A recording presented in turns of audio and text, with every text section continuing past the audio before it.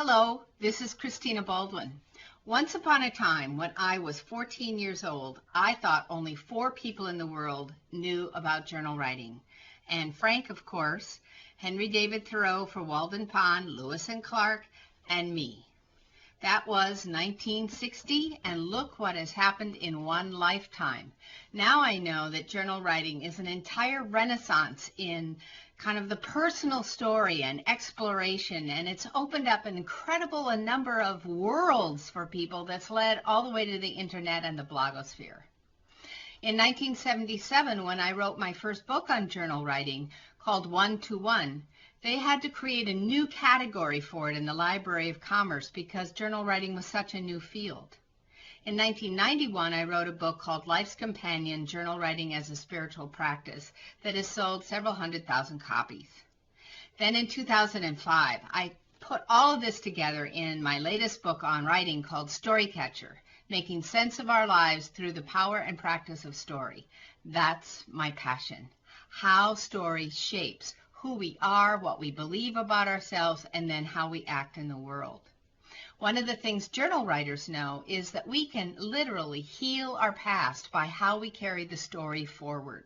We can't change our experiences, we can't change our events, but we can change how we feel about them, how we talk about them to ourselves and to others, and then we can step from a rock of victimization to a rock of empowerment and move on.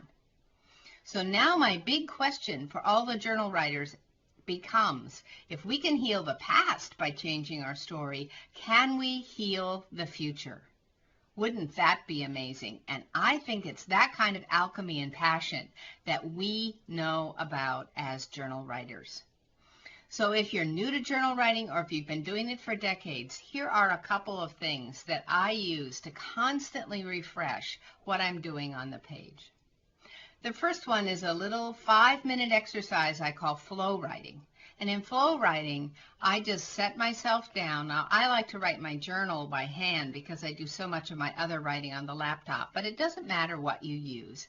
In flow writing, you sit down somewhere, take a breath, close your eyes, slow down, and when your eyes open, the first thing that you look at, you just put that word on the top of the page. So here I am sitting at my desk, and out of the corner of my eye, I see my little travel alarm. So I write travel alarm at the top of the page, and I free associate for the next 5 minutes. Now, it could be about travel. It could be about alarm. It could be about the first clock I remember telling time with when I was in first grade. It doesn't matter where you go. What happens is you tap into the story that's running right underneath your personal busy to-do list. Because under the to-do and under all of that other stuff, there's a narrative line of our lives that never leaves us. Another journal writing prompt that I love when I have a little longer moment to sit down and be with my story is to write in the third person. So because I'm a woman, I begin it like this.